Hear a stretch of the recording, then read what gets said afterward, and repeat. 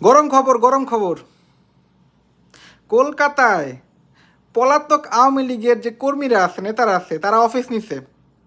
তারা কলকাতা থেকে এখন আওয়ামী লীগের কার্যক্রম পরিচালনা করতেছে। বাহ বাহ। বাংলাদেশে হাজার হাজার মানুষ মাইরা, মানুষের লাখ কোটি টাকা বিদেশে পাচার করে দিয়ে এখন তারা কলকাতা থেকে কার্যক্রম চালাচ্ছে।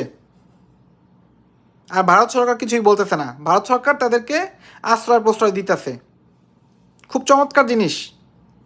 ভারত বাংলাদেশকে নিজের বন্ধু হিসেবে দাবি করে, অথচ যেই সরকার, যেই মানুষজন বাংলাদেশে এত বড় ক্ষতি করলো, এতগুলো মানুষকে কষ্ট দিল, হাজার হাজার মানুষ, 30-40 হাজার মানুষ আহত, তাদের চোখ হারাইছে, সেই দলের লোকজনকে তারা এখন লালন পালন করতেছে ভারত। সো ভারত খুব ভালো কাজ করতেছে, তাই না?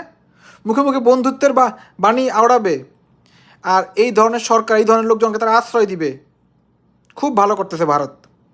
এদেরকে এখনই খেদাই দেওয়া উচিত, বাংলাদেশে পাঠায় দেয় এদের। এদের নামে যে শত শত মামলা আছে, বিচার আমরাই করবো, এদের পাঠায় দেয় দেশে।